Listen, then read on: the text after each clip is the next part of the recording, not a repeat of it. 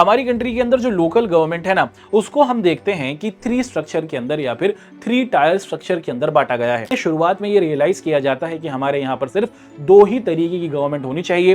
पूरे देश को संभालने के लिए सेंट्रल गवर्नमेंट, स्टेट्स को संभालने के लिए हमारी स्टेट गवर्नमेंट होनी चाहिए। हमने ये किया दोस्तों कि हमने 73rd अमेंडमेंट लिया है और 73rd अमेंडमेंट लाकर हमने ये कह दिया कि हमारे यहाँ पर हर स्टेट के अंदर लोकल गवर्नमेंट होगी। Hello hello hello hello hello, नमस्कार नमस्कार नमस्कार, आप सभी का दोस्तों स्वागत है हमारी आज की एक और बहुत ही इंटरेस्टिंग, एक और बहुत ही जबरदस्त और एक और बहुत ही मच अवेटेड सेशन में। हम लोग अपनी क्लास 11th के प्यारे बच्चों के साथ बात कर रहे हैं और क्लास 11th के प्यारे बच्चों के साथ बात करते हुए YouTube पर उपस्थित जो सबसे बेहतरीन आपका जो कोर्स है जिसका नाम है विजय बैच या फिर जो विजय सीरीज, उसको हम लोग आप सभी के सामने पेश कर रहे हैं। हम लोग आप सभी के साथ पॉलिटिकल साइंस के अंदर बहुत सारे जो आपके चैप्टर्स रहे हैं अब तक उनको बहुत अच्छे तरीके से समझ पाए हैं और हमने आप लोगों से पूछा था कि आप कौन सा चैप्टर नेक्स्ट कराना चाहते हैं। ज्यादातर स्टूडेंट्स की डिमांड थी कि सर जो लोकल गवर्नमेंट वाला हमारा चैप्टर है उसे आप जरूर कराएं और उसको अब हम लोग आपके सामने डिस्कस करने के लिए यहाँ पर मौजूद हैं। तो स्वागत करते हैं दोस्तों आप सभी का बहुत अच्छे तरीके से अपने आज के इस पहले सेशन में। अपनी इस आज की क्लास में हम लोग बहुत जबरदस्त तरीके से इस चैप्टर की जो सारी गहराई वाली बातें होंगी उसको एक एक कर आप सभी के सामने डिस्कस करेंगे और एक ही क्लास के अंदर इस पूरे चैप्टर की कहानी खत्म कर देंगे, खल्लास कर देंगे। ठीक है, स्टार्ट करते हैं। जिस चैप्टर को लेकर हमारा आपसे हो रहा है डिस्कशन और आप देखते हैं दोस्तों कि हमारे चैप्टर का नाम है लोकल गवर्नमेंट। अभी लोकल गवर्नमेंट क्या है, लोकल गवर्नमेंट का मतलब क्या है, इसके अंदर हम लोग किन किन चीजों को समझने वाले हैं, क्या क्या चीजें पढ़ेंगे, उसको एक एक कर हम लोग आपके सामने रखेंगे। चैप्टर सिंपल है, चैप्टर छोटा है और बहुत अच्छे तरीके से इस चैप्टर की सारी कहानी हम लोग समझने वाले हैं। चलिए आज की क्लास में इस चैप्टर के क्या क्या टॉपिक्स समझने वाले हैं, सारे ही टॉपिक्स पढ़ेंगे, एक एक कर उन टॉपिक्स को देखते हैं। सबसे पहले हम लोग डिस्कशन करेंगे कि what do we mean by local government, कि भाई लोकल गवर्नमेंट आखिर होती क्या है। उसके बाद फिर हम लोग समझेंगे कि लोकल गवर्नमेंट है ना हमें इंडिया में आजादी के बाद किस तरीके से देखने को मिलती है।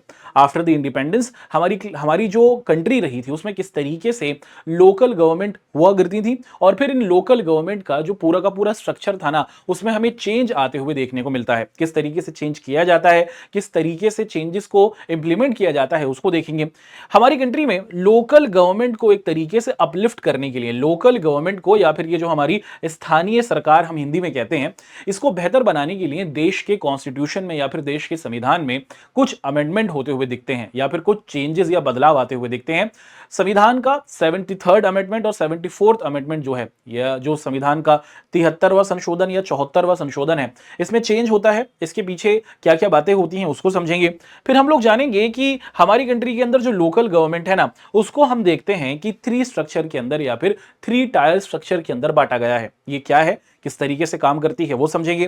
फिर हम लोग डिस्कशन करेंगे स्टेट इलेक्शन कमिश्नर के बारे में, या फिर ये स्टेट इलेक्शन कमीशन क्या होती है, इनकी क्या रिस्पॉन्सिबिलिटीज हैं, ये किस तरीके से काम करती हैं वो समझेंगे।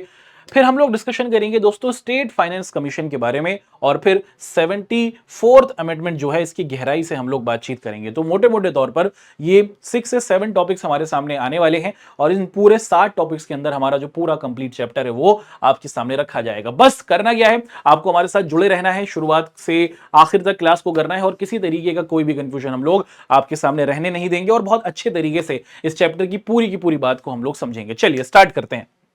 सबसे पहले ना हम लोग इस चीज को डिस्कस करते हैं, क्या चीज को डिस्कस करते हैं कि government at the village and district level है ना, कि व्हाट इज लोकल गवर्नमेंट, इसको हम लोग समझने की कोशिश करते हैं और इसको बहुत सिंपलेस्ट तरीके से आपके सामने प्रस्तुत करते हैं। सबसे पहले देखिए दोस्तों कि government at village and district level closest to the common people, involves the day to day life and problems of ordinary citizen, believes that local knowledge and local interest and essential ingredients democratic decisions making also necessary for effective people friendly administration.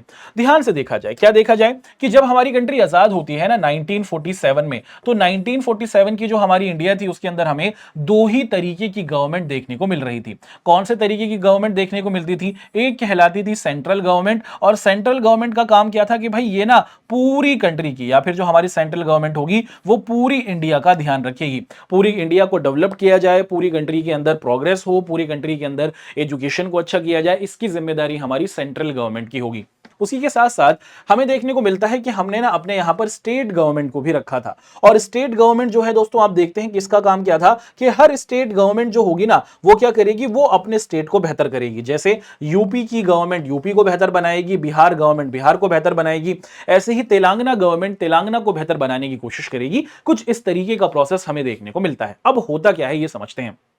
देखिए, India अपने आप में ही एक बहुत बड़ी country रहा है। हमारा भारत दुनिया की 7वीं सबसे बड़ी कंट्री है अकॉर्डिंग टू द साइज। और पॉपुलेशन के कॉन्टेक्स्ट में अगर हम लोग बात करें दोस्तों, तो हमारे लोगों की पॉपुलेशन बहुत तेजी से आगे बढ़ते हुए हमें देखने को मिलती आ रही है। और करंट टाइम पर अगर हम लोग देखते हैं, दुनिया में सबसे ज्यादा जो पॉपुलेशन है वो हमारी इंडिया की है। हमने चाइना को भी पीछे छोड़ दिया है ना। तो इंडिया को शुरुआती टाइम के अंदर हम देखते हैं कि 2 गवर्नमेंट दी गई। हमारे इंडिया के कॉन्स्टिट्यूशन में 2 गवर्नमेंट देखने को मिली, सेंट्रल गवर्नमेंट और उसी के साथ साथ हर स्टेट के लिए स्टेट गवर्नमेंट। लेकिन धीरे धीरे फिर ये रिकॉग्नाइज किया जाता है कि अब जो आप देखते हैं कि जो हमारी सेंट्रल गवर्नमेंट का हेड होता है, जिसे हम लोग प्राइम मिनिस्टर कहते हैं, क्या प्राइम मिनिस्टर को पता होगा कि मेरे मोहल्ले में, मेरे एरिया में, मेरे आसपास के इलाके के अंदर किस तरीके की परेशानियां हैं? नहीं, प्राइम मिनिस्टर के पास बहुत बड़ी रिस्पॉन्सिबिलिटी है, पूरे देश को उन्हें संभालना है। ऐसे ही हर स्टेट गवर्नमेंट का हेड होता है चीफ मिनिस्टर। क्या मेरी स्टेट के चीफ मिनिस्टर को पता होगा कि मेरे एरिया में, मेरी गली में, मेरे रोड के आसपास किस तरीके की डेवलपमेंट करनी है? नहीं, चीफ मिनिस्टर को बहुत बड़ी स्टेट को संभालना है। इसीलिए टाइम के साथ साथ ये रियलाइज किया जाता है कि इंडिया के अंदर थर्ड टाइप ऑफ गवर्नमेंट को भी इंट्रोड्यूस किया जाना चाहिए, और इसको हम लोग लोकल गवर्नमेंट के नाम से जानते हैं। क्या कहा जाता है बेटा? इसको हम लोग लोकल गवर्नमेंट के नाम से जानते हैं। और ये जो लोकल गवर्नमेंट का फुल्ली फ्लेज आइडिया है, वो 1992 से इंडिया के अंदर इंट्रोड्यूस किया जाता है ना। इसकी पूरी कहानी को हम लोग समझेंगे।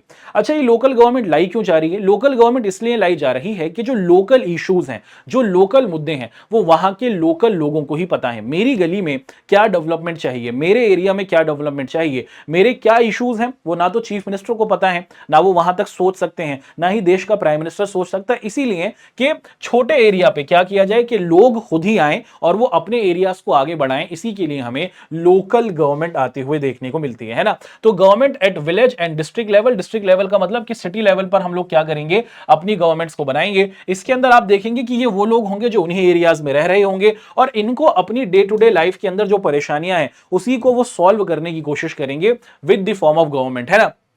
और वो बेसिकली क्या करेंगे दोस्तों, अपने एरियाज को बेहतर बनाने की कोशिश करेंगे। अब सबसे पहले हम लोग यहां पर समझने की कोशिश करते हैं कि एडवांटेजेस ऑफ लोकल गवर्नमेंट, कि हमारी ये जो लोकल गवर्नमेंट है, इसका पूरा का पूरा कॉन्सेप्ट या फिर पूरी कहानी क्या है, इसको हम लोग देखते हैं।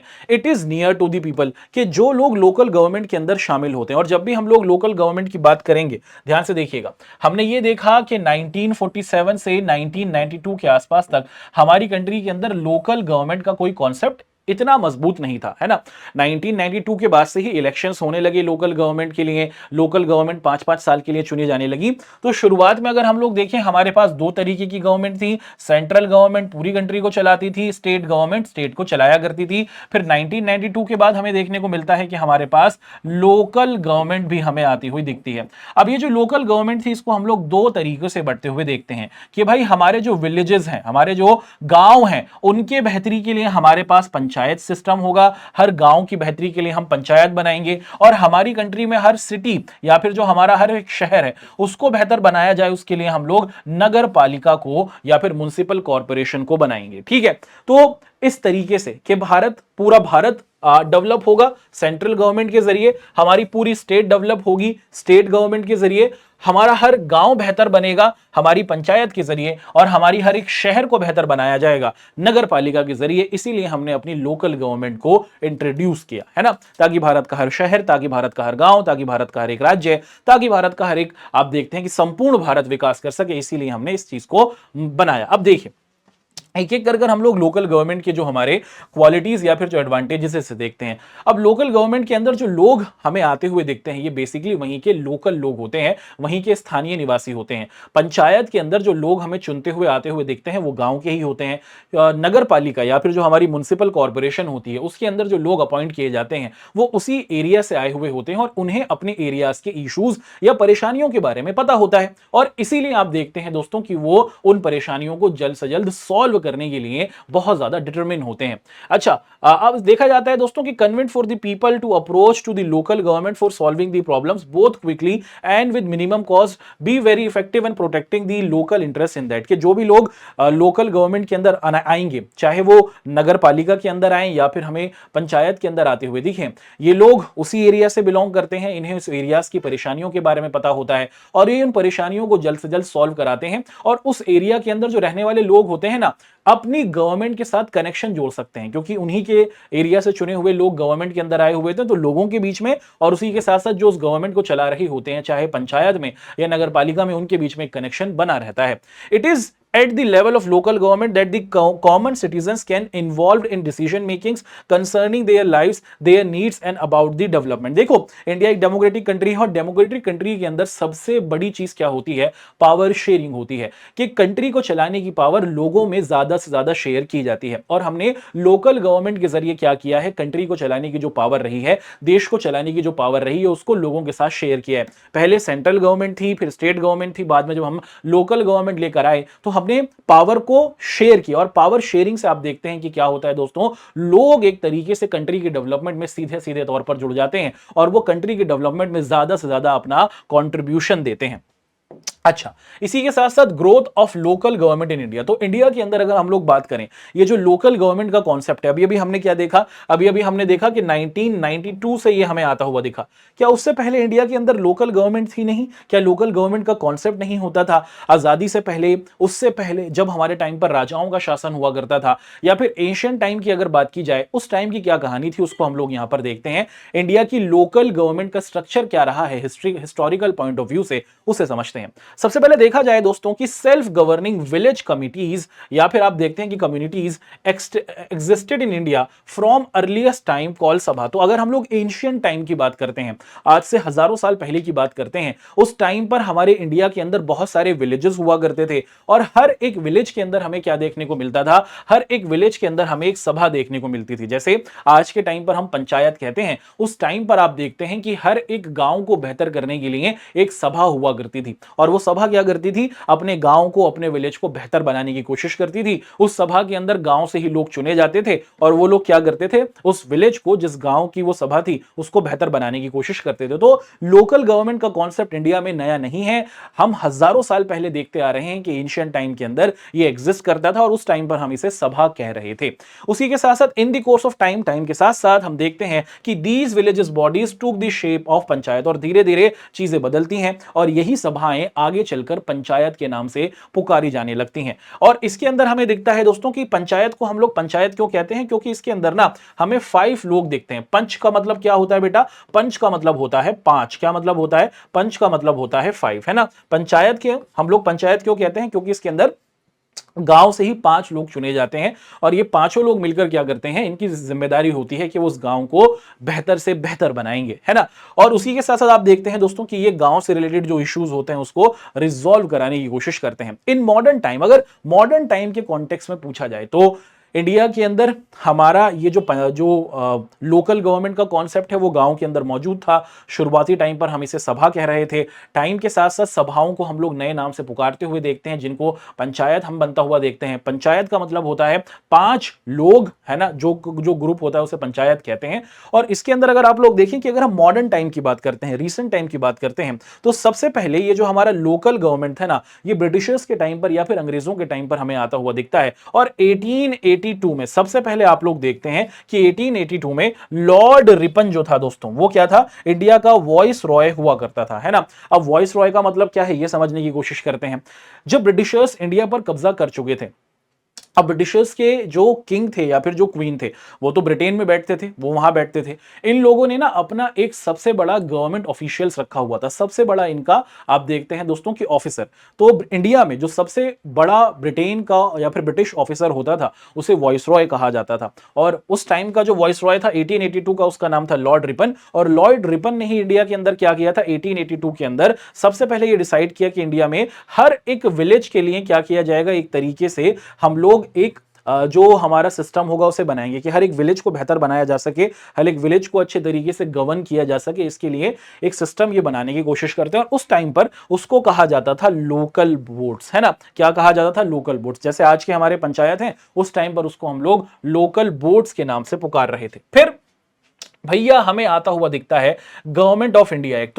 तो फिर टाइम गुजरता है 1882 से, काफी टाइम के बाद हमें दिखता है साल आ जाता है 1919, और साल 1919 में इन द ईयर ऑफ 1919 एक एक्ट बनाया जाता है ब्रिटिशर्स के जरिए। एक कानून को हम लोग बनता हुआ देखते हैं जो इंडिया से रिलेटेड था। और इसके अंदर क्या किया जाता है? इस गवर्नमेंट ऑफ इंडिया एक्ट 1919 में villages, panchayats were established in the number of province that is 10 contributed after the government of India act 1935। तो गवर्नमेंट ऑफ इंडिया एक्ट 1919 और गवर्नमेंट ऑफ इंडिया एक्ट 1935, ये दो एक्ट ब्रिटिशर्स के time पर बनाए गए थे। और इन दोनों एक्ट्स के अंदर ये बात की गई थी कि अब ये जो लोकल बोर्ड्स थे, अब इनको रीनेम किया जा रहा है, इनको थोड़ा सा और बेहतर बनाया जा रहा है, और हर एक गांव को हम बेहतर बना सके इसके लिए हम पंचायत को फॉर्म करेंगे। और इन दोनों कानून के अंदर, इन दोनों एक्ट्स के अंदर हमें क्या होता हुआ दिखता है? कुछ इसी तरीके के चेंजेस आते हुए दिखते हैं, है ना। पंचायत्स वर looked upon as the instruments for decentralization and participation democracy. तो बेसिकली अगर देखा जाए कि जो हमारे पंचायत है, इसके अंदर हमें क्या होता हुआ दिख रहा था? पंचायत के अंदर हमें पावर जो थी ना, वो एक तरीके से बढ़ती हुई दिख रही थी। सबसे ऊपर सेंटर गवर्नमेंट रही, फिर हमारी स्टेट गवर्नमेंट रही, और उसके बाद हम देखते हैं कि हमारी लोकल गवर्नमेंट रही। तो पावर का आप देखते हैं कि बंटवारा या फिर देखते हैं कि डिसेंट्रलाइजेशन हमें होता हुआ देखने को मिलता है। When the constitution was prepared, कि जब हमें आजादी मिल जाती है आफ्टर द इंडिपेंडेंस, 15 अगस्त 1947 को भारत आजाद होता है, और आजादी के 2 साल 11 महीने 18 दिन के बाद हमारा कॉन्स्टिट्यूशन बनता है। 26 जनवरी 1950 को हम लोग अपने कॉन्स्टिट्यूशन को लागू करते हैं। अब होता क्या है कि when the constitution was prepared, the subject of local government was assigned to the states। कि क्या किया गया कि जो हमारे लोकल गवर्नमेंट होगी ना, वो क्या किया जाएगा? वो हम लोग क्या किसको दे देते हैं? वो हम लोग स्टेट को दे देते हैं, है ना। जब हमें आजादी हासिल होती है तो हम लोग क्या करते हैं दोस्तों कि एक हमारी सेंट्रल गवर्नमेंट होगी और एक हमारी स्टेट गवर्नमेंट होगी। और सेंट्रल गवर्नमेंट के क्या क्या काम होंगे, इसके लिए हम लोग एक लिस्ट बनाते हैं जिसे हम लोग यूनियन लिस्ट के नाम से जानते हैं। और हमारी जो स्टेट गवर्नमेंट होगी वो क्या करेगी? उसकी जो रिस्पॉन्सिबिलिटी होगी वो सारे के सारे हम लोग स्टेट लिस्ट के अंदर लिख देते हैं। क्या कर देते हैं? स्टेट लिस्ट के अंदर लिख देते हैं। और ये जो लोकल गवर्नमेंट थी ना, वो किसके अंडर दे दी गई थी? वो स्टेट गवर्नमेंट के अंदर दे दी गई थी। तो शुरुआती टाइम ड्यूरेशन पर इंडिया के जो हमारे लीडर्स रहे थे, उनका मानना था कि हमें ना एक अलग फुल फ्लेज लोकल गवर्नमेंट की जरूरत नहीं है। और हमने क्या किया था दोस्तों कि हमने स्टेट गवर्नमेंट को ही दे दिया था कि वो क्या करेगी कि वो जो हमारे क्या होंगे कि जो हमारी पंचायतें और नगर पालिका होगी उसका ध्यान रखेगी। अब आपके दिमाग में ये सवाल आ सकता है, क्या आ सकता है कि सर हमने आजादी के एकदम बाद ही, है ना, एक सवाल आपके दिमाग में आ सकता है कि सर हमने ना आजादी के एकदम बाद ही कि 1947 में हमें इंडिपेंडेंस मिली है, और हमने क्या किया? हमने पूरी कंट्री के लिए स्टेट सेंट्रल गवर्नमेंट रख ली और स्टेट के लिए हमने स्टेट गवर्नमेंट रख ली। सर हमने लोकल गवर्नमेंट को उसी टाइम पर स्टैब्लिश क्यों नहीं किया बड़े तौर पर, है ना। ये एक सवाल आपके सामने आ सकता है। देखो, इंडिया को जब आजादी मिलती है 1947 में, तो ये जो आजादी मिली है ना दोस्तों, ये एक बहुत बड़े दर्द के साथ हमें देखने को मिली है। किस तरीके का दर्द हमें देखने को मिलता है दोस्तों? कि इंडिया को जो आजादी मिलती है वो मिलती है पार्टीशन के साथ, कि भारत से ही एक बहुत बड़ा हिस्सा पाकिस्तान हमें अलग होते हुए दिखता है। और 1947 के बाद हमारे लीडर्स को यह डर था कि अगर हमने क्या कर दिया दोस्तों कि पावर जो है वो छोटे से छोटे लेवल पर बांट दी, तो ऐसा हो सकता है कि जो ये विलेज हैं या फिर ये जो हमें हमारी सिटीज की गवर्नमेंट बनती हुई अगर हम बनाएं, तो ये इंडिया से अलग हो सकते हैं। कंट्री के बंटवारा या फिर कंट्री के टूटने का खतरा बना हुआ था, है ना। सबसे पहले हम लोग देखते हैं कि growth of the local government की बात की जा रही है कि being a part of directive principle of state policy, it is provision of constitution was non justifiable and the primary advisory in the nature. तो बेसिकली ये बात की गई है कि हमारी कंट्री के अंदर जो हमारा कॉन्स्टिट्यूशन का डीएस है ना, जो डायरेक्टिव प्रिंसिपल है, इसके अंदर बताया गया है कि स्टेट को किस तरीके से काम करना है और स्टेट की जिम्मेदारी होगी कि वो लोकल गवर्नमेंट को मजबूती से बनाए। सवाल ये है कि हमने आजादी के एकदम बाद ही लोकल गवर्नमेंट को ज्यादा आगे क्यों नहीं बढ़ाया, है ना। हम क्या देखते हैं कि आजादी के बाद हमने सिर्फ दो ही तरीके की जो हमारी गवर्नमेंट रही उन्हीं को आगे रखा, सेंट्रल गवर्नमेंट, स्टेट गवर्नमेंट, और जो हमारी लोकल गवर्नमेंट थी वो इतनी ज्यादा थी नहीं। लोकल गवर्नमेंट स्टेट गवर्नमेंट के अंडर ही काम किया करती थी, और स्टेट गवर्नमेंट की काम क्या था कि वो लोकल गवर्नमेंट को एक तरीके से चलाते रहे, है ना, ये जिम्मेदारी थी। पहली बात थी कि हमें देखने को मिलता है कि कंट्री को पार्टीशन के जरिए हमें आजादी मिली थी, और नेहरू जी का ये मानना था, he himself looked upon the extreme localisation is a threat the unity of the and the integration of nation, कि अगर हम लोग छोटे से छोटे लेवल पर गवर्नमेंट को फॉर्म कर देंगे तो ऐसा हो सकता है कि बहुत सारे गांव मिलकर अपने आप को कंट्री से अलग करने की कोशिश करें, बहुत सारे शहर मिलकर अपने आप को कंट्री से अलग करने की कोशिश करें। इसीलिए शुरुआत में यह रियलाइज किया जाता है कि हमारे यहां पर सिर्फ दो ही तरीके की गवर्नमेंट होनी चाहिए, पूरे देश को संभालने के लिए सेंट्रल गवर्नमेंट, स्टेट्स को संभालने के लिए हमारी स्टेट गवर्नमेंट होनी चाहिए। Secondly, there was a powerful voice in the constitution assembly. दूसरी बात यह थी कि उस टाइम के जो हमारे father of Indian constitution Ambedkar साहब जो थे, है ना, बी आर अंबेडकर साहब, इनका मानना था which felt that the faction of a caste ridden nature, कि इंडिया की जो सोसाइटी है, और अगर हम लोग इंडिया के विलेज की बात करते हैं और अगर हम इंडिया की सिटीज की बात करते हैं तो यहां पर हमें कास्ट सिस्टम देखने को मिलता है, और इस कास्ट सिस्टम के अंदर आप लोग देखते हैं दोस्तों कि हमें एक इस तरीके की गवर्नमेंट होती हुई नहीं दिखेगी जिसके अंदर आपको दिखता है कि हर एक लोगों को इक्वल रिप्रेजेंटेशन मिल सके, है ना। तो अंबेडकर साहब का मानना था कि अगर हम लोग क्या करते हैं कि लोकल लेवल पर गवर्नमेंट बनाएंगे तो ऐसा हो सकता है कि उसके अंदर हमें कास्ट सिस्टम ज्यादा हमें मजबूती से आगे बढ़ता हुआ दिखे, और हमारे गांव के अंदर ये कास्ट सिस्टम मौजूद है, आज के टाइम पर भी है और उस टाइम पर तो और पीक पर था, उस टाइम पर तो और मजबूत था।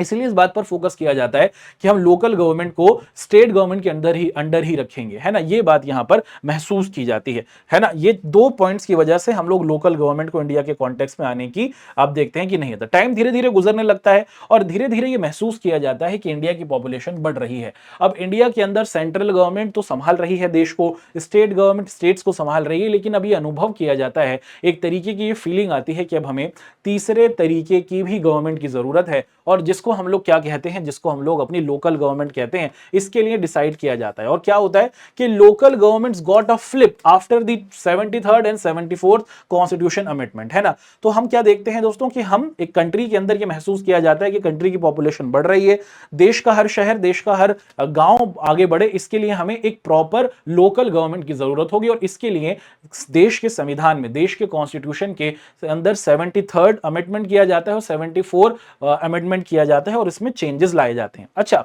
ध्यान देने वाली बात है कि first in the line was community development programme, के जब इंडिया आजाद हुआ था ना, ऐसा नहीं था कि हमने अपनी पूरी लोकल गवर्नमेंट को स्टेट गवर्नमेंट के अंडर रख दिया था। हमने 1952 में आप क्या दिया था दोस्तों, आप देखते हैं कि एक प्रोग्राम स्टार्ट किया था जिसे कहा जाता है कम्युनिटी डेवलपमेंट प्रोग्राम, और इसके अंदर हम देखते हैं कि which sought to promote people's participation in local government. तो 1952 में आप देखते हैं कि क्या किया गया कि हमारी जो लोकल गवर्नमेंट है उसको आगे बढ़ाने के लिए कम्युनिटी डेवलपमेंट प्रोग्राम को इंट्रोड्यूस किया गया था। इसके अंदर आप देखते हैं कि in this background a three tier Panchayati Raj system of local government was recommended. इसके अंदर क्या बताया गया था कि जो हमारी लोकल गवर्नमेंट होगी वो कैसी होगी, वो 3 तरीके से बटी होगी।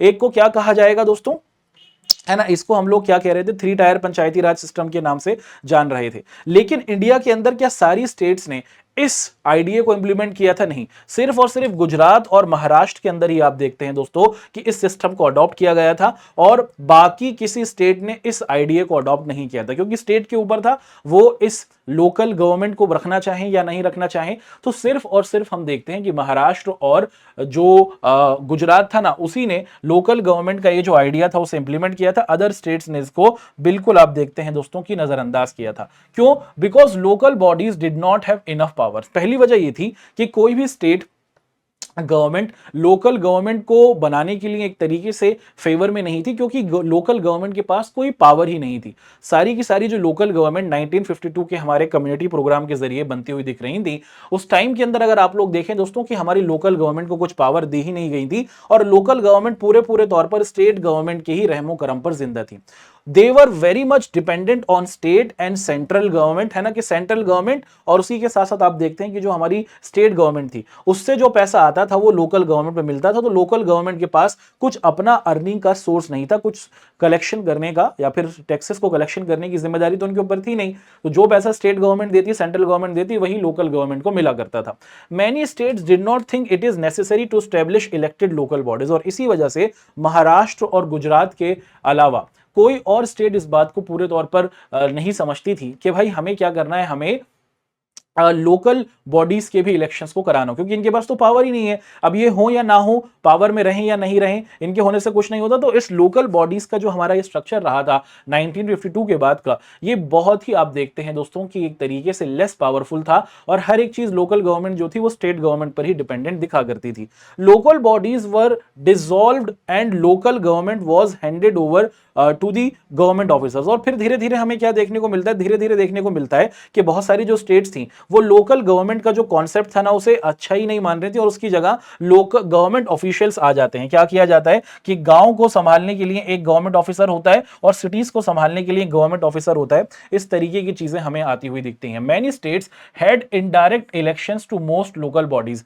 और बहुत सी जगह पर क्या किया जाता है कि इनडायरेक्ट इलेक्शंस हमें होते हुए दिखते हैं। In many states election to the local bodies were postpone for the time to time. देखो ये बात की जाती है कि जो लोकल गवर्नमेंट होगी, कि जो हमारी लोकल गवर्नमेंट होगी उसके अंदर इलेक्शन करा दिया जाएंगे, ये बात कही जाती है। लेकिन इस इलेक्शन के अंदर किसी को भी आप देखते हैं कि अपॉइंट किया जा रहा था, क्योंकि कोई इलेक्शन कराने के लिए कोई इलेक्शन कमीशन तो था नहीं, किसी को भी मनमर्जी से किसी भी पोस्ट पे बैठा दिया जाता था। और आप देखते हैं दोस्तों कि बहुत बार ये रियलाइजेशन हुई कि अगर स्टेट के इलेक्शंस हो रहे हैं या फिर अगर सेंटर के इलेक्शंस हो रहे हैं तो लोकल इलेक्शंस को बिल्कुल ही डिसॉल्व कर दिया जाता था या फिर पोस्टपोन कर दिया जाता था। इनकी कोई ज्यादा एक्सेप्टेंस थी ही नहीं, है ना।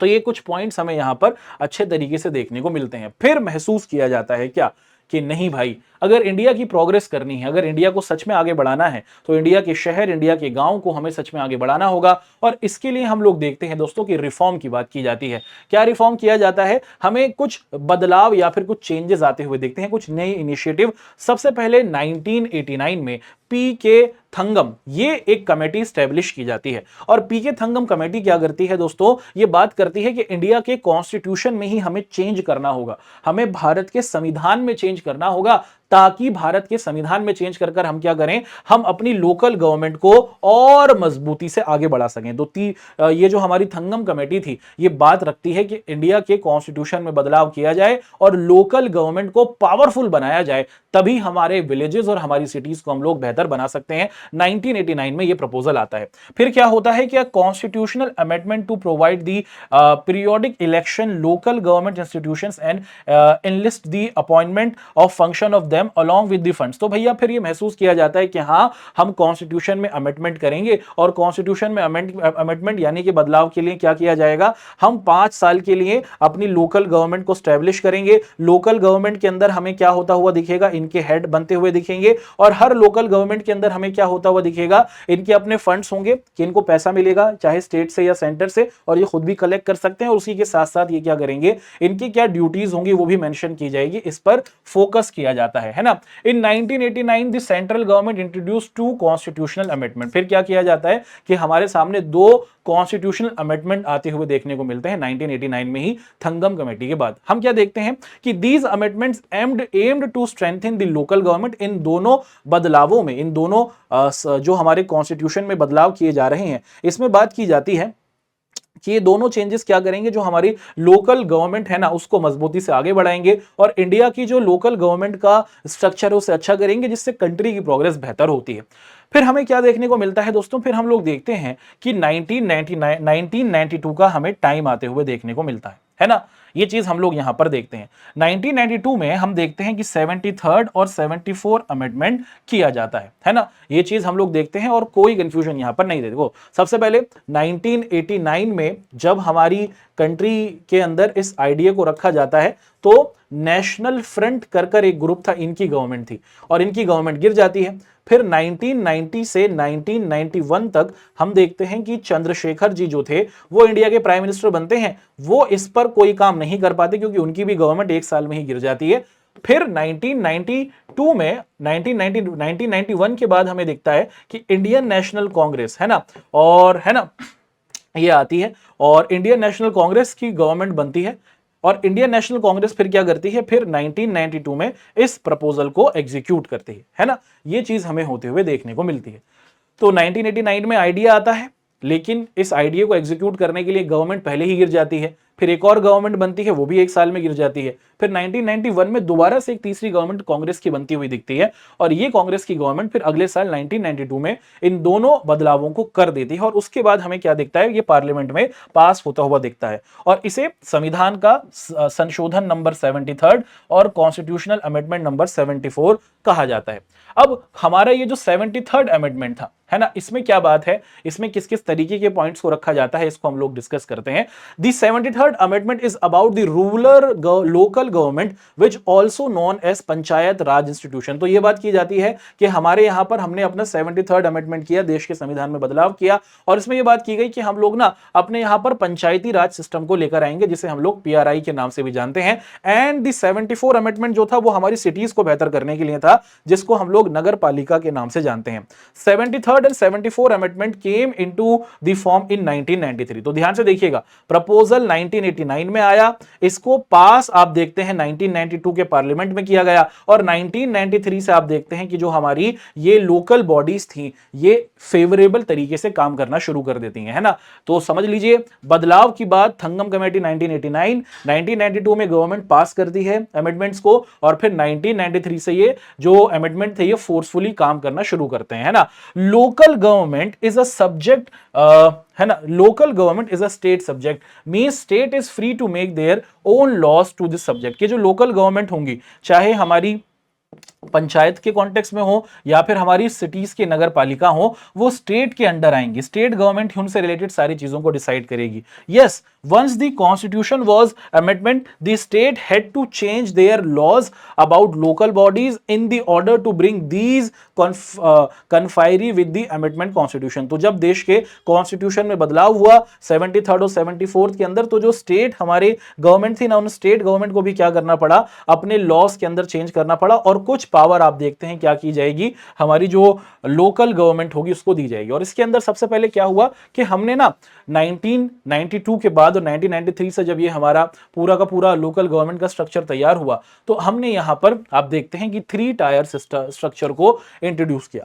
अब इस 3 टायर स्ट्रक्चर के अंदर क्या होता है कि हम लोग सबसे पहले बेस लेवल की बात करेंगे कि इंडिया के अंदर हमने क्या किया, अपने विलेजेस की अगर हम लोग बात करते हैं, और विलेजेस के कॉन्टेक्स्ट में हम देखते हैं कि हमारे हर एक गांव में हमें एक पंचायत होती हुई दिखेगी, इसको हम लोग ग्राम पंचायत के नाम से जानते हैं। और हर ग्राम पंचायत के अंदर क्या होगा, हर ग्राम पंचायत का काम होगा कि वो अपने गांव को बेहतर बनाएगी। और इस पंचायत के अंदर हमें क्या दिखता है कि 5 लोग दिखेंगे, जिन्हें हम लोग क्या कहते हैं, है ना, जिसे हम लोग पंचायत कहते हैं। और इस पंचायत का एक हेड होगा, इस पंचायत का एक हेड होगा, और इस हेड को हम लोग क्या कहते हैं, प्रधान कहते हैं। इस हेड को हम लोग क्या कहते हैं, मुखिया कहते हैं। इस हेड को हम लोग क्या कहते हैं दोस्तों, सरपंच कहते हैं। इस हेड को हम लोग क्या कहते हैं, आप देखते हैं कि सरपंच कहते हैं, मुकादम कहते हैं, है ना, अलग अलग नामों से इसको पुकारा जाता है। तो बेसिकली सबसे पहले हमने ये देखा कि 1993 के बाद से ये चीज सही तरीके से फुल फ्लेज तरीके से स्टार्ट कर दी जाती है कि अपने गांव को विकसित करने के लिए हमारे पास 3 तरीके होंगे। सबसे पहले हर एक गांव में एक पंचायत होगी जिसे ग्राम पंचायत कहा जाएगा, और हर ग्राम पंचायत में हमारे 5 सदस्य हमें आते हुए दिखेंगे जो उस पंचायत के रिप्रेजेंटेटिव होंगे। हर पंचायत का एक हेड होगा जिसे प्रधान, मुखिया, सरपंच या फिर मुकादम कहा जाता है ना। और उसके बाद फिर आप देखते हैं कि बहुत सारे गाँव को मिलाकर हम लोग क्या करेंगे, एक इंटरमीडिएट या फिर एक मंडल या फिर एक ब्लॉक को मिलाएंगे। तो हर गांव की एक पंचायत, फिर बहुत सारी गांव की पंचायतों को मिलाकर हम लोग क्या करेंगे दोस्तों कि अपने तालुका या फिर आप देखते हैं कि हमारी जो मंडल की पंचायत होगी इसको बनाएंगे। और उसके बाद फिर बहुत सारी जो हमारी ये मंडल्स हैं, बहुत सारे जो मंडल्स हैं या फिर जो बहुत सारी तालुका हैं, इसको लेकर हम अपना एपेक्स या फिर जिला की पंचायत बनाएंगे जो डिस्ट्रिक्ट लेवल पर हमें काम करती हुई देखने को मिलेगी। इसी की बात है कि जो provision of mandatory creation of Gram Sabha, compromise of all the adult members registered as a voter as panchayat area and it is role to function the. तो जब भी आप लोग देखें कि कोई पंचायत होगी, उस पंचायत के अंदर आप लोग देखते हैं कि कौन पंचायत के अंदर 5 मेंबर्स चुने जाएंगे। इनके लिए जो उस गांव के अंदर रहने वाले 18 साल से बड़े लोग हैं वो वोट करेंगे, और जिनको सबसे ज्यादा वोट मिल जाएंगे वही क्या बनेंगे, उस गांव के पंचायत के मेंबर्स हमें बनते हुए दिखेंगे, है ना। ये बात यहां पर की गई। अच्छा, ये बात की गई कि all these 3 levels are directly elected by the people, के जो भी इन तीनों लेवल्स के अंदर, चाहे पंचायत की बात हो, चाहे तालुकास, या फिर हमारी आप देखते हैं कि जो सेकंड लेवल की पंचायत हो, और उसी के साथ साथ जो डिस्ट्रिक्ट या फिर एपेक्स लेवल की जितनी भी हमारी पंचायतें हैं, इसमें जो लोग आएंगे वो इलेक्टेड ही होंगे, चुनकर ही भेजे जाएंगे। इनका टर्म 5 साल के लिए होगा। उसी के साथ साथ if state dissolves the panchayat before the end of its 5 year, कि अगर किसी पंचायत की आप देखते हैं कि जो सिस्टम है, कोई 5 साल के लिए पंचायत को लाया गया, लेकिन स्टेट गवर्नमेंट ने वहां की पंचायत को हटा दिया, तो फिर क्या होता है, फिर ये जरूरी है कि फिर आने वाले 6 महीने के अंदर री इलेक्शन कराए जाएं और नई पंचायत को आप देखते हैं दोस्तों कि इंट्रोड्यूस किया जाए। अच्छा, अब ना हमने क्या किया दोस्तों कि हमारी ये जो लोकल गवर्नमेंट है, इसके अंदर हमने रिजर्वेशन को कर दिया है कि कुछ लोगों का इस गवर्नमेंट के अंदर आना मैंडेटरी है। सोसाइटी के हमारे ये जो लोग हैं, इन लोगों को लोकल गवर्नमेंट के अंदर शामिल करना हमारे लिए मैंडेटरी है। उनके लिए सीट्स को रिजर्व किया गया है, उनको आरक्षण दिया गया है। सबसे पहले 1/3 seats are reserve for women. मान लो कि किसी पंचायत में अगर 100 लोग हैं, तो वहां पर आप देखते हैं, एग्जाम्पल के तौर पर हम देख रहे हैं, या फिर किसी सिटी की अगर बात की जाए, अगर हम लोग देखें कि किसी सिटी की बात की जाए, वहां पर अगर आप देखते हैं कि 100 मेंबर्स चुने जाने हैं, तो उसमें से 33 कौन होंगे, 33 वुमेन्स को आपको रखना ही होगा। तो अगर किसी विलेज की बात की जाए, तो वहां पर अगर आप लोग देखें दोस्तों कि अगर पंचों को चुना जाना है या फिर पंचायत को चुना जाना है, तो उसमें 33% आपको क्या देखते हैं कि फीमेल की रिप्रेजेंटेशन जरूरी है, ये मैंडेटरी की गई है ना। Reservation for SC ST in proportion to the population, कि अगर किसी इलाके के अंदर हमें शेड्यूल ट्राइब, है ना, हमारे आदिवासी भाई दिखते हैं, या फिर शेड्यूल कास्ट उस गांव के अंदर रहते हैं, तो उनको भी आप देखते हैं कि रिजर्वेशन दिया गया है। If the state finds it necessary that they can also provide to the reservation to the backward class, अगर किसी स्टेट के अंदर कुछ ऐसे गांव हैं जहां पर ओबीसी लोग भी रहते हैं, तो स्टेट चाहे तो क्या कर सकती है, पंचायतों के अंदर ओबीसी लोगों को, अदर बैकवर्ड क्लास के जो हमारे लोग होते हैं, उनको रिजर्वेशन दे सकती है। Reservations are also applicable to the chairpersons to all the levels, के आप देखते हैं कि जो हमारा पंचायत का हेड होगा, चाहे आप देखते हैं कि हमारी तालुका का हेड होगा या फिर हमारी डिस्ट्रिक्ट लेवल की पंचायत का हेड होगा, इन तीनों के जो हेड होंगे उनको उसके अंदर भी हमें रिप्रेजेंटेशन दिखती है कि या तो वो लेडी को बनाया जाएगा, वुमेन को, या तो वो SC कम्युनिटी से होगा, या ST कम्युनिटी से होगा, या OBC कम्युनिटी से होगा, ताकि सोसाइटी के अंदर इक्वल रिप्रेजेंटेशन हो सके, डिसइंटीग्रेशन ऑफ पावर यहां पर की जा सके, हम सोसाइटी को सही तरीके से बांट सकें, ये चीज यहां पर रखी जाती है। इसी के साथ साथ आप देखते हैं कि ट्रांसफर ऑफ सब्जेक्ट, अब ये ट्रांसफर ऑफ सब्जेक्ट की बात क्या है, इसको एक एक कर अच्छे तरीके से हम लोग समझने की बात करते हैं। 29 subjects which were earlier in the state list, देखो हमारे कॉन्स्टिट्यूशन में हमें 3 लिस्ट देखने को मिलती है। एक कहलाती है यूनियन लिस्ट, जिसके अंदर सेंट्रल गवर्नमेंट के सारे काम होते हैं। एक कहलाती है स्टेट लिस्ट, स्टेट लिस्ट के अंदर स्टेट गवर्नमेंट की क्या रिस्पॉन्सिबिलिटी है वो होता है। और एक होती है हमारी कंकरेंट लिस्ट, जिसमें स्टेट और सेंट्रल दोनों को मिलकर काम करने होते हैं। अब हमारा ये जो लोकल गवर्नमेंट है, ये बेसिकली आप देखते हैं कि स्टेट गवर्नमेंट के अंदर रखा गया है ना। और स्टेट गवर्नमेंट के अंदर अगर आप लोग देखें दोस्तों कि 29 सब्जेक्ट्स, यानी कि 29 ऐसे काम थे which were earlier in state list of subjects are identified as listed in 11th schedule of constitution, के हमारे 29 ऐसे काम थे जिनको हमने क्या किया, आप देखते हैं कि अपने कॉन्स्टिट्यूशन के 11th शेड्यूल या फिर अपनी 11वीं अनुसूची के अंदर रखा। These subjects are to be transferred to the panchayati Raj system, के कुछ हमारे ऐसे मुद्दे हैं जो हमारी स्टेट की गवर्नमेंट के पास हैं, अराउंड 29, और इन 29 मुद्दों को ये डिमांड की जाती है कि हमारी जो लोकल बॉडीज हैं, हमारी जो लोकल गवर्नमेंट है, उनके पास रेफर किया जाना चाहिए। और इसके लिए हमने अपने कॉन्स्टिट्यूशन की 11th आप देखते हैं कि जो लिस्ट है उसको इंट्रोड्यूस किया है। इसके अंदर अगर देखा जाता है तो ये बात की जाती है कि these subjects were mostly linked to the development of welfare of this local government, कि 29 ऐसे मुद्दे हैं जो अगर हम लोग इनकी जिम्मेदारी पंचायती सिस्टम को या फिर लोकल गवर्नमेंट को दे देंगे तो वो अच्छे तरीके से कर पाएंगे। अच्छा, अभी तक इनको दिया नहीं गया है, इनकी बातचीत चल रही है।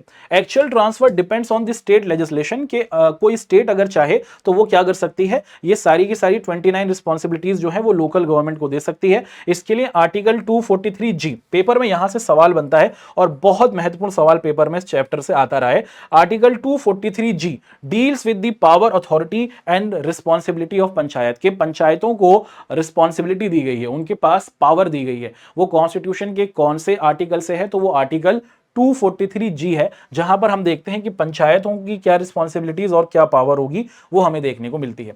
अच्छा, some subjects listed in the 11th schedule, कि वो कौन कौन से हमारे, आप देखते हैं दोस्तों कि 29 सब्जेक्ट्स हैं जिनकी जिम्मेदारी हमें पंचायतों को दे देनी चाहिए और पंचायत उस पर क्या कर सकती है, काम कर सकती है, उसकी पूरी रिस्पॉन्सिबिलिटी उनकी होनी चाहिए।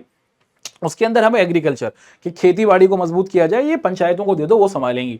उसी के साथ माइनिंग आप देखते हैं, है ना, कि जो इरिगेशन होता है, वाटर मैनेजमेंट होता है। उसी के साथ साथ आप देखते हैं कि स्मॉल स्केल इंडस्ट्रीज होती हैं, इंक्लूडिंग फूड प्रोसेसिंग इंडस्ट्रीज होती हैं, rural housing, drinking water, road बनाने की बात हुई। उसी के साथ साथ आप देखते हैं कल्टीवेशन हुई, रूरल इलेक्ट्रिफिकेशन हुई, पॉवर्टी को इरेडिकेट करना हुआ, एजुकेशन को बेहतर करना हुआ, प्राइमरी एंड सेकेंडरी स्कूल्स को बनाना हुआ, टेक्निकल ट्रेनिंग देनी हुई, वोकेशनल एजुकेशन हुई, adult and non formal education हुई, लाइब्रेरीज हुई, कल्चरल एक्टिविटीज हुई, मार्केट्स या फिर रोड्स या फिर हेल्थ सर्विसेज को बनाना हुआ, हेल्थ सैनिटेशन पर काम करना हुआ। उसी के साथ साथ प्राइमरी हेल्थ सर्विसेज की बात हुई, है ना, और उसी के साथ साथ आप देखते हैं कि फैमिली वेलफेयर की बात हुई, वुमेन एंड चाइल्ड डेवलपमेंट की बात हुई, सोशल वेलफेयर की बात हुई, welfare of the weaker section in particular of the schedule caste and schedule tribe, these public interest, है ना। तो ये 29 के करीब टॉपिक्स हैं जिसकी डिमांड की जाती है कि ये स्टेट गवर्नमेंट से लेकर लोकल गवर्नमेंट यानी कि जो हमारी पंचायत है उसको दे दिया जाए, क्योंकि ये लोग अच्छे तरीके से इसको क्या कर सकते हैं, काम कर सकते हैं, और इसको अगर ये अच्छे तरीके से डील करेंगे तो अच्छा रिजल्ट हमें आते हुए देखने को मिलेगा। दीज आर द टॉपिक्स जिनकी डिमांड की जाती है ना। ये सारी की सारी बातें हमें देखने को मिली। अच्छा, no the provisions of 73rd amendments were not made applicable to the areas inhabited by the Adivasi populations in many states of India। अब यहां पर देखा जाए, हमने ये किया दोस्तों कि हमने 73rd अमेंडमेंट लिया है और 73rd अमेंडमेंट लाकर हमने ये कह दिया कि हमारे यहां पर हर स्टेट के अंदर लोकल गवर्नमेंट होगी, और हर लोकल गवर्नमेंट के अंदर हमें क्या दिखेगा, हर लोकल गवर्नमेंट के अंदर हम लोग देखते हैं दोस्तों कि हमारे पास वुमेन होती हुई दिखेंगी 33%, हमारे पास SC लोग होंगे, हमारे पास OBC लोग होंगे, और इस तरीके का स्ट्रक्चर होगा। लेकिन हमारी कंट्री में बहुत सारी ऐसी स्टेट्स हैं जहां पर आपको देखने को मिलता है कि वहां पर क्या बसे हुए हैं, वहां पर हमारे ट्राइबल लोग रहते हैं, वहां पर हमारे आदिवासी लोग दिखते हैं, जैसे झारखंड हुआ, उड़ीसा हुआ, मध्य प्रदेश हुआ, महाराष्ट्र के कुछ हिस्से हुए, यहां पर हमें हमारे ट्राइबल लोग देखने को मिलते हैं। अब क्या है कि ये जो 73rd अमेंडमेंट था ना कि लोकल गवर्नमेंट बनाई जाएगी उन एरियाज के अंदर जहां पर आदिवासी पॉपुलेशन रहती है ना, वहां पर आप देखते हैं कि गवर्नमेंट ने एक अलग तरीके की सोच को इंट्रोड्यूस किया।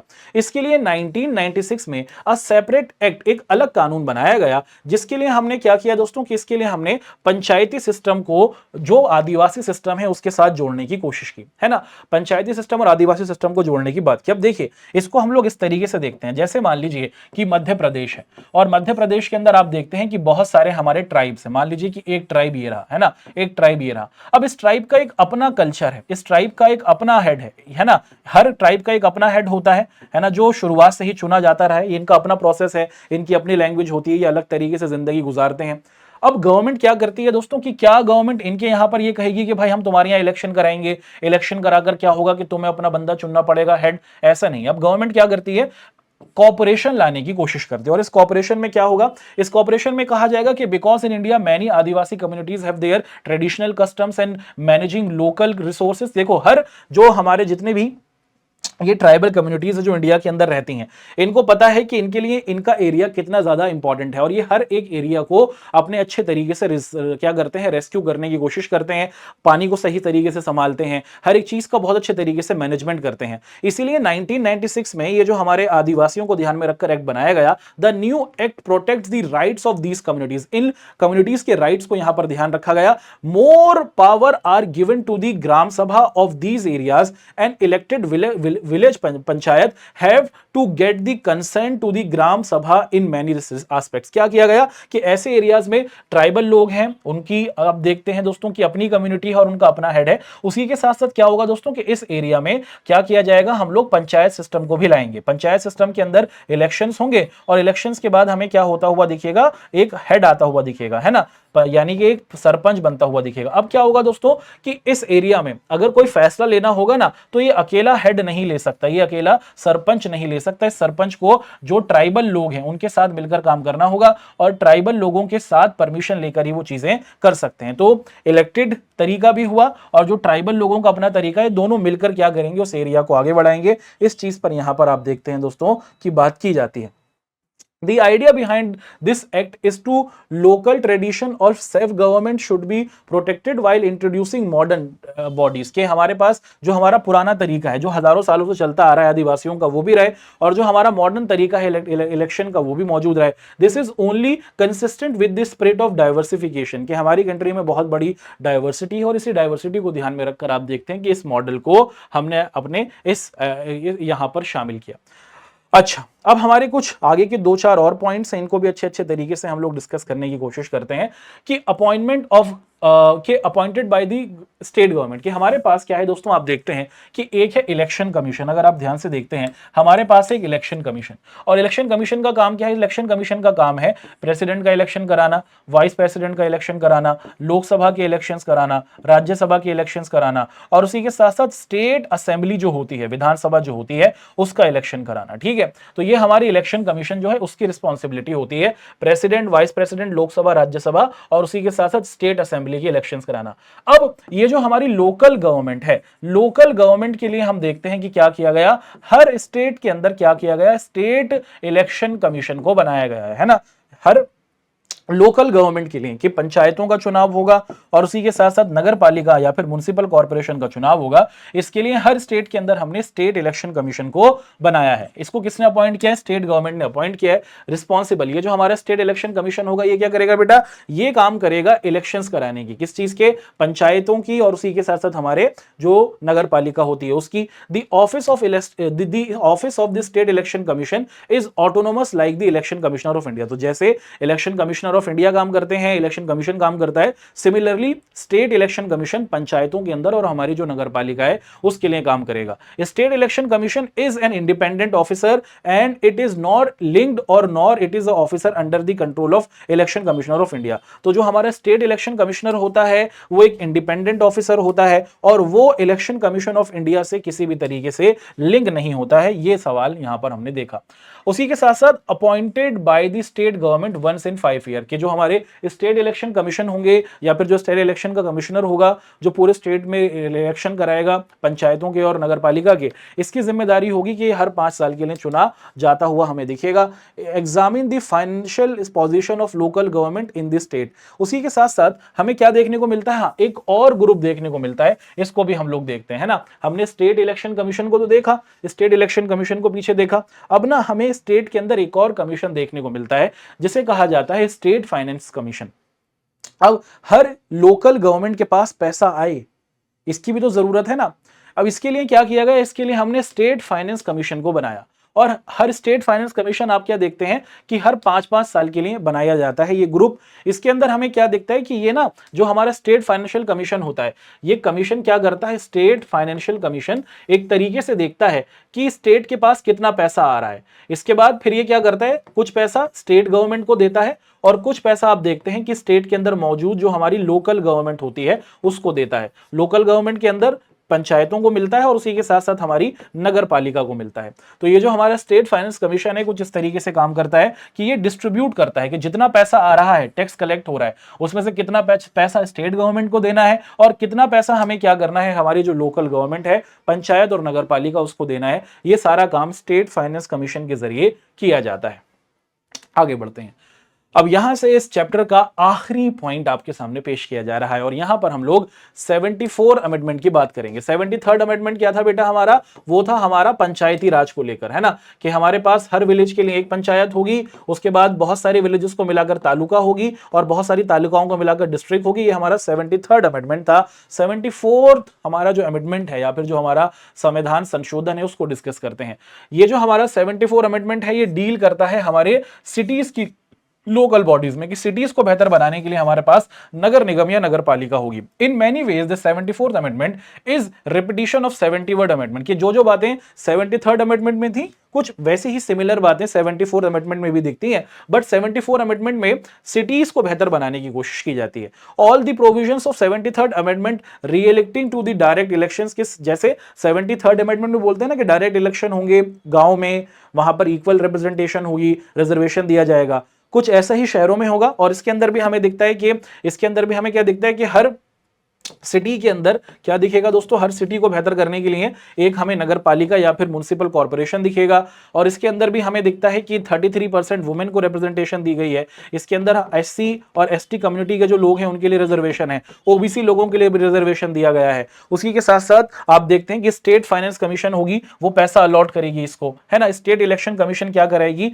इस लोकल बॉडीज के इलेक्शन कराएगी। The constitution also mandate the transfer of list of function from the state government to the urban local bodies. These functions have been listed in 11th schedule. और आप सभी को पता है कि जो हमारे काम है, जैसे जैसे पंचायत के काम है, वो 29 काम स्टेट लिस्ट में हमें दिख रहे थे, वो हमने देखे जिसे 11th लिस्ट में डाला गया है। कुछ ऐसे ही जो शहर से रिलेटेड काम है वो भी हमें देखने को मिलते हैं, जिसको हम देखते हैं कि आगे करने की बात देखने को मिल रही है।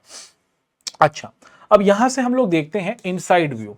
The 73rd and 74th amendments have created uniformity in the structure of Panchayati Raj system. जब से ये लागू किए गए हैं, जब से 1993 के बाद से प्रॉपरली चीजें बेहतर होने लगी हैं, है ना। 1992 में ये बनता है पार्लियामेंट के अंदर, फिर 93 से एप्लीकेबल होता है। तो जब से ये चीज हमारे पार्लियामेंट के अंदर पास हुई है तो पंचायती राज सिस्टम बेहतर हुआ है। इलेक्शन 5-5 साल में हो रहे हैं, सही तरीके से इक्वल रिप्रेजेंटेशन हो रही है, सही लोग चुनकर हमें आते हुए दिख रहे हैं, है ना। और उसी के साथ साथ आप देखते हैं कि the process of these local institution is by the itself is a significant achievement of and would create an atmosphere to the platform of people participation government, के इसके जरिए छोटे से छोटे लेवल पर हम लोग चुनते हुए आते हुए देखने को मिल रहे हैं, जो कंट्री के अंदर एक तरीके से प्रोग्रेस करने में अपना कॉन्ट्रीब्यूशन दे रहे हैं। The provision of reservation of women at the panchayat and nagarpalika has ensured the presence of significant number of women in local bodies, कि अब जब हमने 33% गांव के अंदर महिलाओं को आने दिया है और 33% सिटीज के अंदर हमने अपनी नगरपालिका में लेडीज के लिए रिजर्वेशन किया है, तो इससे अब लेडीज जो है पॉलिटिक्स के अंदर आ रही हैं। Women have gained more power, अब इससे लेडीज वुमेन इंपावरमेंट हो रहा है, लेडीज को पावर का पता चल रहा है, उनके अंदर कॉन्फिडेंस आ रहा है और वो अच्छे तरीके से अपनी पोजीशन का यूज कर रही हैं। There presence in these institutions have given more women greater understanding of working in politics, कि जब हमने 33 रिजर्वेशन दिया पंचायतों में और 33% रिजर्वेशन दिया नगरपालिका में, तो इससे पॉलिटिक्स को लेकर लोगों की और महिलाओं की जो सोच है उनमें बदलाव आ रहा है और वो काम करने को तैयार है पॉलिटिक्स में, है ना। इन many cases they have bought a new perspective and greater sensitivity, कि बहुत सारे ऐसे इश्यूज होते हैं जिनको वुमेन अच्छे तरीके से डील करती हैं और जब वुमेन लीड करती हैं तो वो अच्छे तरीके से चीजों को सॉल्व करने में अपना कॉन्ट्रीब्यूशन देती हैं। वहीं देखा जाए कि in many cases women were enable to assert their present, कि कुछ कुछ जगहों पर ऐसा भी देखने को मिलता है कि सीट्स तो रिजर्व करी गई हैं, कि 33% जो सीट्स हैं वो वुमेन के लिए रखी गई हैं, कि इस पंचायत से जो सरपंच बनेगी वो वुमेन को बनाया जाएगा। लेकिन आप देखते हैं दोस्तों कि वहां से जो मेल मेंबर होता है वो क्या करता है, वो कहीं ना कहीं कंट्रोल करता है। आपने हाल फिलहाल में देखा होगा एक बहुत ही फेमस शो आया था पंचायत शो, उसमें आप देखते हैं कि लेडी जो है वो गांव की सरपंच होती है, लेकिन उनके जो हस्बैंड है वो पूरे गांव में सरपंच के तरीके से घूमता रहता है और अपने आप को प्रधान प्रधान कहलाता रहता है, अगर आपने देखा होगा, है ना। तो यही बात की जाती है कि अभी भी बहुत सारी जगहों पर लेडीज एम्पावर हुई हैं, लेकिन कुछ जगहों पर अब भी देखा जाता है कि वुमेन नाम के लिए ही इलेक्टेड होती हैं या फिर सरपंच या फिर उनको बनाया जाता है हेड, बाकी जिम्मेदारी मेल ही संभालते हैं। तो इसको और अच्छे तरीके से हमें बेहतर बनाने की जरूरत है, यही चीज यहाँ पर हमने देखी और कुछ इस तरीके से हमने आपके सामने अपने आज की इस क्लास के सारे पॉइंट्स को दिया और बहुत अच्छे तरीके से इस चैप्टर की सारी कहानी को हमने आपके सामने पेश कर दिया। मुबारक हो जी, मुबारक हो, चैप्टर हो गया। ठीक, अब मुलाकात करेंगे आप लोगों से अपनी नेक्स्ट क्लास के अंदर। आप लोग जरूर कमेंट करके बताइएगा कि अगला चैप्टर आप लोग कौन सा कराना चाहते हैं, जिस चैप्टर की होगी सबसे ज्यादा डिमांड उसी चैप्टर को हम लोग आप सभी के सामने रखेंगे। आप सभी का हमारे साथ जुड़ने के लिए बहुत बहुत शुक्रिया। अपनी पढ़ाई अच्छे तरीके से करते रहें। धन्यवाद।